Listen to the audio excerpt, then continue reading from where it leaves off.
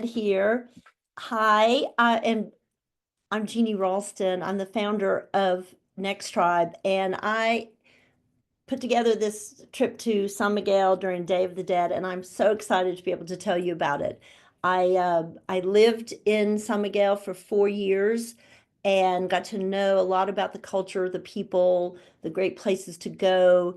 And when I started Next Tribe, it San Miguel de Allende was the first trip that I did for Next Tribers. So we went in fall of 2017 over Day of the Dead, and people just loved it. I was so surprised. Not surprised because of the location. The location sells itself, and it's just so gorgeous. And you'll see in the photos I'm going to show you. But in just that the way it was came together and everything that they responded so well. I was so happy about that because I love showing off my former hometown. So I have a little presentation so you can see a lot. We've done this trip now. I can't even, sometimes we do it twice over the Day of the Dead and then one time after Day of the Dead. So probably about 10 times we've done it, and we've just gotten better and better at it. We do surveys every time we do it, and we find out from people what they like most, what they want to see more of. And so you get to benefit from that because you'll be on a trip that's been tested and vetted by women like you who like to travel, who are open to the world. And so I will, if you just give me a minute, I'll share um, my desktop, and we'll go from here. So here we are in this, just as an overview. There's different sides to this trip. This is a deluxe trip. It's 1 week long, and it is all inclusive. So everything's included. You don't have to worry about anything, which is great. I mean, we have another trip that's called the Classic San Miguel, which is a 1 day shorter. You do a few less things, some fewer things on the trip, and less is included. So I really want to emphasize that this is just, you're taken care of. I'm going to show you great places and experiences here. So this is me, and as you can see. So the thing about San Miguel is people, when I used to live there, they didn't quite understand. They thought it must be at the beach because people talked about it. They said, well, is that the beach? Because Mexico is so known for the beaches. But San Miguel is in the mountains in uh central Mexico. It's about the elevation of like 6,400 feet, and it is a colonial town. So that means it's got colonial architecture from when it was a Spanish colony, and it's been restored beautifully. There are art schools there that Americans went to after World War II, which is how it became so popular with expats, Americans, and from all over the world. And because of those art schools, it is filled with art. It's so beautiful to behold. I mean, it's a feast for the eyes. So because of the aesthetic standards of those of people who came to renovate, who came to live in San Miguel and then renovated buildings and the streets, and just made sure they worked with the local people to retain the heritage, and made sure that it just this it fulfilled its potential completely. So the main part of town is the parroquia here, and it's a Gothic structure, and it is something that's a landmark. You can see it from all over the city, and it kind of keeps you grounded. You see where you are in relation to the parroquia. And these trees around it in front of it called the Jardín, Jardin. It's the main plaza. There's restaurants around it, and there's a gazebo in the middle. There's mariachis. There's people strolling, and yeah, I hear the mariachis right now at night. And so it's kind of the central part of the city, but it by no means all of it. There's just so much more. So I want to we purposely did this trip over the Day of the Dead festival, Dia de los Muertos. And I know some people at first they're like, I don't want to go. It sounds off-putting sometimes if they think it sounds morbid, but I can tell you it's anything but. It is a different way of looking at death, a different approach, it's so refreshing because it's obviously death is part of the human experience, but Mexicans, not that they embrace it, but they just realize that it's part of the experience, and they they don't want to be scared of it. And actually, I'm going to tell you that here there are two Mexican sayings that I keep in mind throughout this trip. And you'll see how what I'm talking about here is the one Mexican saying is you die twice, once when your body expires, and again when someone speaks your name for the last time. And that informs a lot of what happens here at a Day of the Dead, where it's more on the more serious side, being honoring the people who went before us, speaking about them, because you don't want them to die again. You want to keep their memory alive, and it's a feeling of they are still with you as long as you can speak about them and remember them. And I'll show you some of the things we do to do that for ourselves in our lives, in for our people that who we've lost. The other one, the saying I love is, don't be scared of dying, be scared of not living.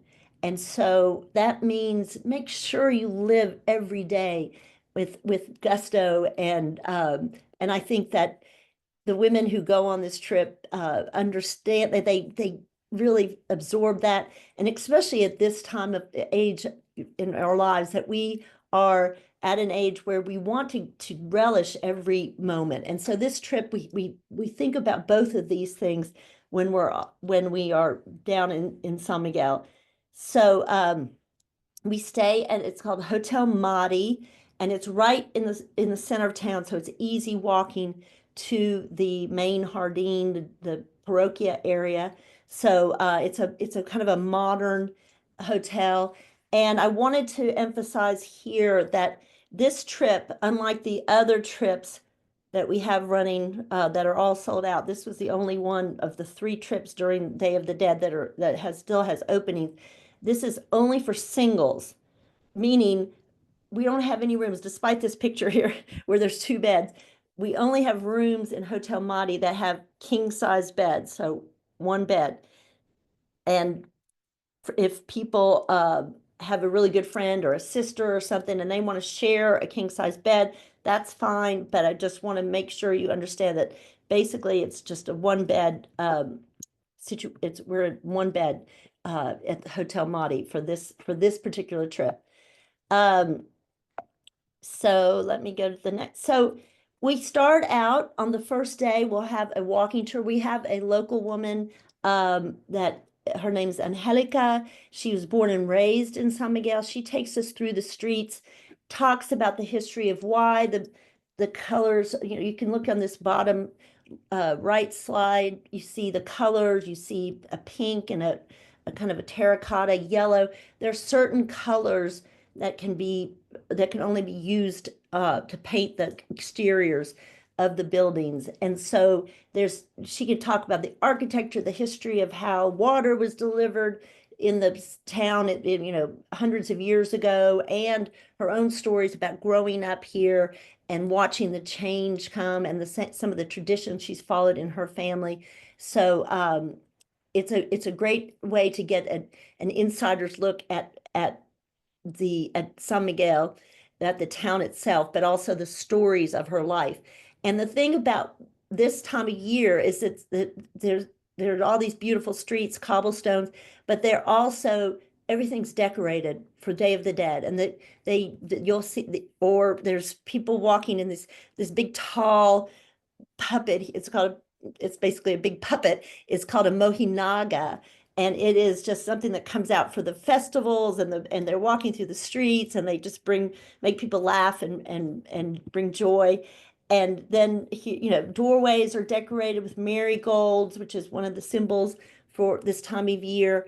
And so everywhere you look, it's just festive. Streets are just it's a beautiful time to be there. You can't help but catch the spirit. So the first day we have a lunch up on a rooftop. We're going to be eating so well throughout this whole trip, but we start off with a rooftop lunch, and then we go shopping at some of my favorite places. And these, like this woman here, Emmy, is somebody I known from a long time, from the time that I lived there. So we go to stores like that where they're people I know, and I know that there's some good quality items there. We do, because this was originally an art colony, there's galleries everywhere. There's artists who work in their homes. So we often go to an artist. We like to schedule a visit to an artist's home while we're there, and find out about living, how it is to live and create in a place like that, the kind of inspirations they get. So we do that. We also spend a day, we go out to, there is a town right outside of San Miguel proper called Atotonilco, and it's a UNESCO World Heritage Site, as is the centro of San Miguel. They're protected and honored as national, international treasures. But the chapel at Atotonilco, it's a church there that's it's beautifully decorated. It's called the Sistine Chapel of Mexico, hand painted all on the ceiling. So we get to see that and learn stories about that. But then we go to a hot springs right near Atotonilco, and it's just water coming right out of the earth. And this picture here, there's a little entryway behind these women, and it goes down into a narrow passageway and opens up into a very big grotto that has some light coming through and water coming out of a pipe, and it's just gorgeous. So, we make sure we do. That's one of the big treats of being in San Miguel, is getting into these hot springs. Um, and as I said, I have friends from the time that I lived there, and one of them happens to own a ranch, again, just outside of the San Miguel proper, and they have put on the most beautiful events for us, where we come in, and there's mariachis, and there's colorful horseback riders, and we have a charro show in the horse ring. We have a gorgeous lunch. We have margaritas. It's just an exquisite experience. So this is something we have started in the last couple of years adding, and people adore it. I can't tell you the kind of response we get from something like this is just extraordinary. So again, I just want to emphasize that because it's an international city, as I showed you, that Condé Nast declared the number one for a long time, it's the number one destination in the world is San Miguel de Allende, which is people find that hard to believe. But because it's such an international city, the restaurants are and bars and everything are a top level. And especially on this deluxe trip, we make sure we go to the very, very best. A lot of them are in rooftop, so and with great views, and the climate is so nice at this time of year. You can sit out on a rooftop with just a shawl or a light jacket. So we will be, and it's not just Mexican food, it's international food. So we are in for a treat in that sense. And one of the things we do on this deluxe tour is an artisans tour. So we go out and meet some of the artisans that work in and around the town. So this is up on the top left is a paper mache. They make paper mache ornaments and figurines and very everything's colorfully painted. You can see right here, this woman is painting some of these ornaments. We go to a weaver. Here's somebody in the who's hand painting I mean, hand stitching tortilla warmers. So it's just really wonderful to get to meet these artisans. Many of them are women, and find out a bit about their background, and of course makes a few purchases. We'll do that too. And so as we during the trip, we'll get we November 2nd is Dia de los Muertos. So as we get closer to that day, you'll see more and more decor going up and more of these altars going up around town in public spaces, in restaurant foyers, in hotel foyers, just everywhere. And what I'm going to explain about the altars, because what we do on each of these trips is we make our own altars. We tell people in advance, bring photos of your loved ones, bring some mementos if you want of your loved one. And I'll show you a picture. So this is kind of, we make our own altars in our hotel. And this is a time where you can, as we say, speak the names of your loved ones who've passed against to make sure they don't die that second time, as that saying says. So it's just such a meaningful part of the trip, because at this age, so many of us have lost people, and of course, and it's just means so much to be able to talk about them, share their life stories, share their photos, tell people why they are so extraordinary, why they mean so much to you. I lost my dad a week before our first trip to San Miguel. I almost canceled the whole trip, but then I realized what better place could I be than down in San Miguel for this holiday. And what you do, and you put the pictures up, you put, like my dad, I brought his picture. He likes Pinot Grigio wine. I buy that. I buy some Oreo cookies, another thing of his favorite, and I put them out for him. And what the altars all around, the original idea was you put these things that they love out for them and hoping they'll come visit.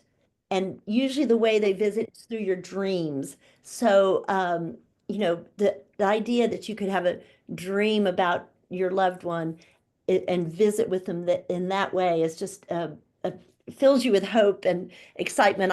But when I lived there, I did an altar for my two grandmothers and my great aunt, and I did, this whole thing. I found things they loved. I put their picture out, and I swear that night I had a very short but very intense dream about them, that we're all sitting around a table laughing and talking about where did I get my ankles from, which one of them, and we were laughing. It was very intense and it felt gorgeous, and I credit this altar for doing that. At least in my mind, if you don't believe in anything mystical, the idea that just by thinking about them so much put them in the forefront of my mind and made me more likely to dream about them. So it's a beautiful time that we make sure we have a evening set aside where people can get up and talk about their loved ones and what they meant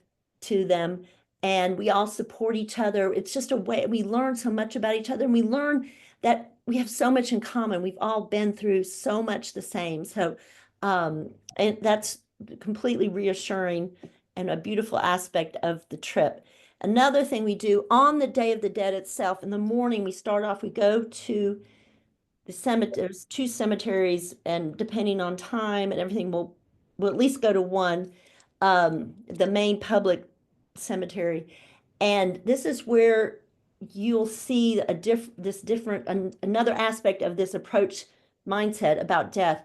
And you'll see families gathering, they have picnics with them, they have paint, they have little brooms, flowers, and they'll put them they'll sit and have a picnic and fix up the grave area, and they'll hire mariachis or other kind of bands to come play, and it's a whole family gathering. It's time to honor your ancestors, and in this way it's as if they haven't left you. They're still with you in spirit. You make sure of it. You make sure that this is part of your family life, is to gather and respect and talk about your family members. So it's a it's uh it's kind of wild from our culture, being from the US. We a lot of people have never seen anything like this, but and at first you're not sure what to think, but then you just understand that it's not morbid. And maybe if people are crying, I'm not saying they don't cry, but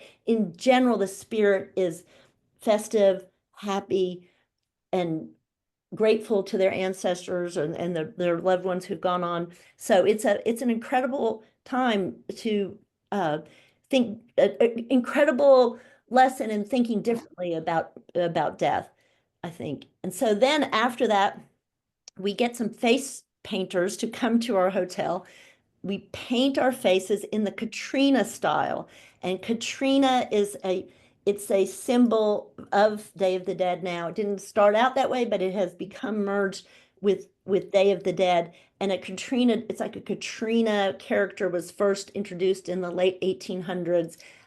It's like a skull partially starting to lose some of itself, like its nose and so forth.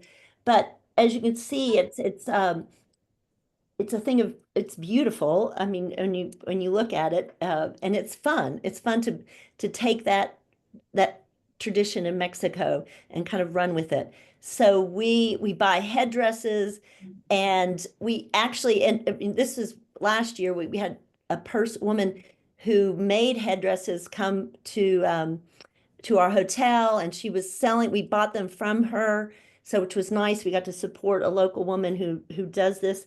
And I bought three and more different one on different days. And so we really had fun with it. And you can see like this picture on the lower left. This was like, I think one year, like 2 days after the Day of the Dead, the festival, but I'm still wearing headdresses. We were still wearing headdresses because it's fun, it's beautiful.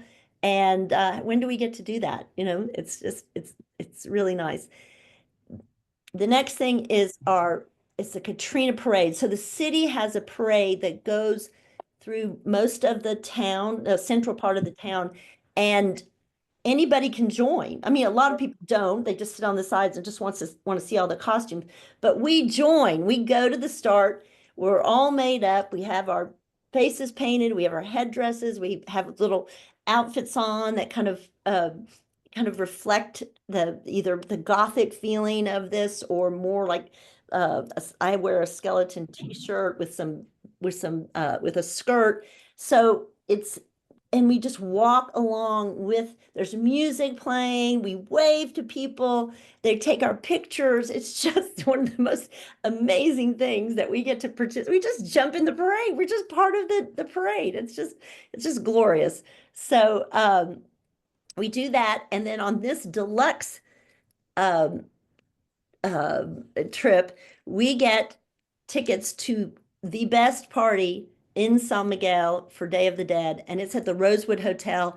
It's just beyond. It's just over the top with people in costumes. There's bands, there's these lighted creatures, there's this huge food, there's like food stations and mole station and quesadilla station and chocolate fountain station. It's just extraordinary. The food, the dancing, the wine. So that's the way we celebrate. And there's some fireworks we see in the sky from a distance over not that far. It's walking distance, but anyway, see the fireworks from afar. So this is something we've added, and just love it. And then the day after the big party, we're all like tired. We've been out, we've been walking, we were in the Katrina parade, we've had our faces painted, we've done all this stuff. And then on that last day, we kind of stop a little and slow down. We have a sculpting class, and again, like I said, there's a lot of artists there. Art is really important. So we found this artist who will work with us on making our own sculptures, and it feels really good to just be sitting and working with your hands after this big, huge explosion of a party the night before. So that's how we kind of start winding down. And as we say, we always get new friends on these trips. Just people come, they don't know each other. They become friends because they're experiencing something extraordinary together. And we love to see that. So we say goodbye from San Miguel, and I just have just some pictures just to imagine just the streets here, even without the crazy Day of the Dead decor. It just, you know, it fills me with awe every time I'm there and every time I see it. So just take a moment to just enjoy the scenery of what this town offers, and just I love this picture of one. This is from one of our trips. This group, again, these people did not know each other before they came together, but this was towards the end of the trip, and really beautiful friendships. And I just wanted to remind you of those two sayings: you die twice, once when your body expires, and again when someone speaks your name for the last time. And then don't be scared of dying, be scared of not living. So anyway, thank you for that. And I wanted to, oh, somebody's waiting to be let in. Let's see her. So I wanted to introduce a couple people here right now. Jeannie Edmonds is she's the Chief Operating Officer of Next Tribe, and she has been to San Miguel now quite a few, 3 times, I think, or something like that. Yep. And you lead a trip. Can you say hello? Hello, everybody. I love San Miguel. I can't tell you how much I love it. In fact, the first time I went there, I said to Jeannie, the first thing I did was I said to Jeannie, how could you ever move away from this gorgeous place? What a breathtaking place. And the second thing I did was I called my husband and said, we have got to move there. Of course, we don't live there yet, but it's always been in my mind because every time I go back there, I feel the same way. And everyone I've talked to actually who has been there has the same reaction. It's just such a beautiful city. It has a feminine quality to it, I feel, because of the soft natural colors, because of the curving hills, the views. And this Day of the Dead week is just, I was a little intimidated at first. I thought, oh my God, all those people in the streets and the city's gonna be all crowded. But it's so much fun. Everybody's into it. And the Mexicans are coming up to us, and the young people taking their pictures with us. They really love the fact that we have adopted this tradition of theirs. And they, in fact, I asked the makeup artist, I said, are you offended by the fact that we're putting this makeup on? They said, no, we think it's wonderful that you want to participate in our tradition. So it's just a magical, I feel so lucky that I can go back again this year. Thank you, Jeannie. You are welcome. You are just are part of the fabric of this whole trip, how we get through this beautiful time. I mean, I you love it. integral to it. And I also want to introduce Vanessa. Vanessa's been twice on our trips, and then this year she's going to be a guide. She'll either be guiding this trip or another one. But Vanessa, what brought you back? The lure of San Miguel. Yeah. I mean, I There's echo, hi, hello to everyone on this call. I echo everything both Jeannies say. It is a magical place. The first time I didn't really know about Day of the Dead, and I watched the movie Coco and understood it. So if you haven't watched Coco, that's a good little introduction. It's not freaky or weird. I think it's actually a very beautiful way to honor our loved ones who've passed on. And it's a joyous occasion. It's a celebration of life for those living and those who passed on all their wisdom and everything. So it's I know a lot of people have reservations about going inland Mexico. It's always felt very safe. We wander around just in small groups. And yeah, I too would love to live there. Maybe one day. Yep. But yeah, this is a fabulous trip, and Jeannie puts together just the perfect balance of different experiences to give you a real flavor for this unique part of Mexico. So it's not anything like a Mexico beach vacation. This is more culture and fun and real how people live now, and I love that it's not super touristy there either. It's a lot of locals, so you get that local vibe, and you find us lots of amazing local women to talk to and interact with and buy their goodies. But yep. And I love that you Um, have that picture of you behind you. I know, I just decided to add that to me.